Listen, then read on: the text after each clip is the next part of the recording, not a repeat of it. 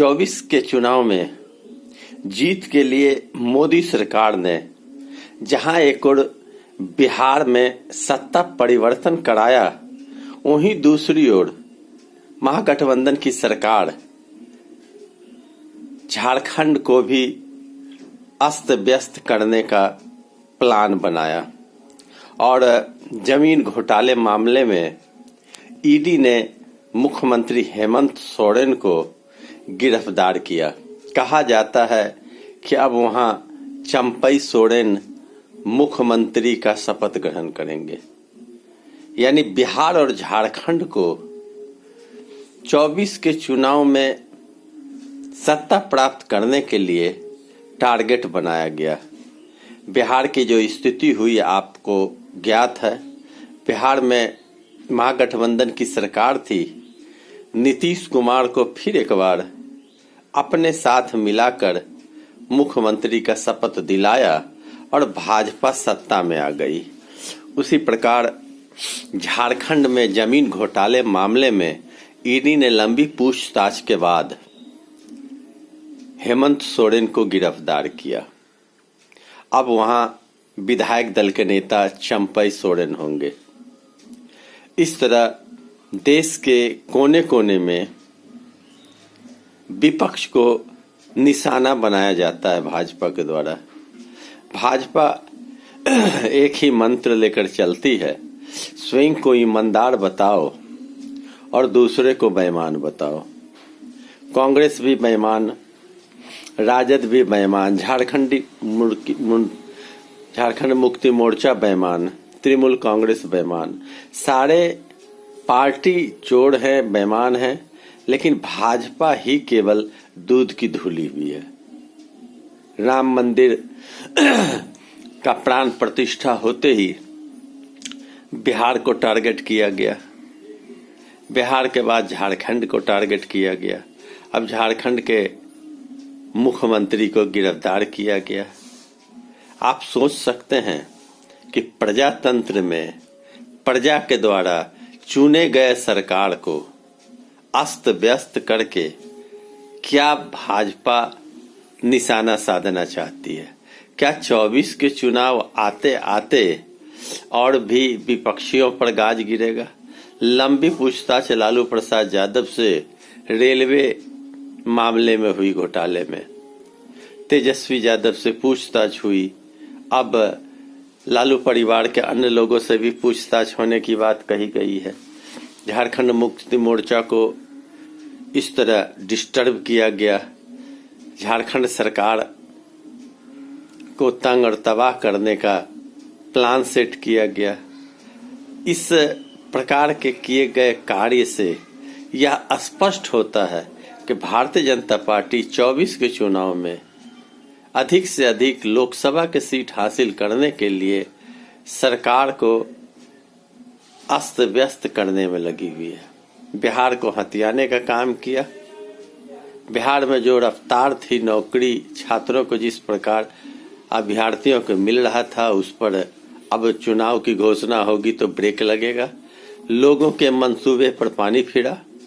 तेजस्वी के वादे के मुताबिक काम हो रहे थे, लेकिन अब बिहार को फिर एक बार अंधेरे की ओर ढकेलने का भाजपा ने काम किया।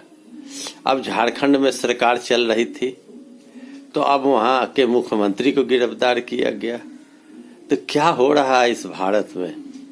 भारत में क्या लोकतंत्र आने वाले वक्त में बचेगा?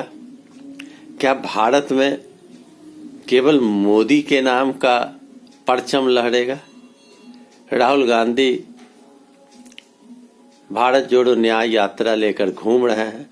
लाखों की भीड़ हो रही है, लोग झूम रहे हैं, घंटों इंतजार कर रहे हैं मिलने के लिए। लेकिन उधर भारतीय जनता पार्टी एक सूत्री कार्यक्रम चला रही है कि लोकसभा में अधिक से अधिक सीट हासिल करने के लिए क्या क्या किए जा सकते हैं। आम जनता के हित की, आम जनता को कैसे नौकरी मिले, नौजवानों को कैसे रोजगार मिले, इस पर चिंतन करने के बजाय भारतीय जनता पार्टी पिछले 1 साल से यह तैयारी कर रही है कि 24 के चुनाव में अधिक से अधिक सीट कैसे प्राप्त हो, किस सरकार को कमजोर किया जाए, किस सरकार को परेशान किया जाए, ताकि वहां से भाजपा को अधिक से अधिक सीट हासिल हो। सीट की गिनती करते हैं भारतीय जनता पार्टी और दम्भ भरते हैं कि 400 सीट आवेगी। तो आखिर वोटिंग से पहले घोषणा कर दी जाती है कि इतना सीट आना है। आखिर कैसे? क्या ईवीएम में छेड़छाड़ है? क्या ईवीएम का हैकिंग होता है? क्या बैलेट पेपर से चुनाव नहीं कराए जा सकते हैं? भारत के बाहर विकसित देश में बैलेट पेपर के आधार पर वोटिंग हो रहा है, लेकिन भारत में ईवीएम के माध्यम से हो रहा है। आखिर क्या खेल है? इस खेल को जनता कब समझेगी? आखिर जनता हिंदू मुसलमान मंदिर मस्जिद के विवाद से बाहर आकर कब समझ पाएगी? यह बहुत बड़ा प्रश्न है।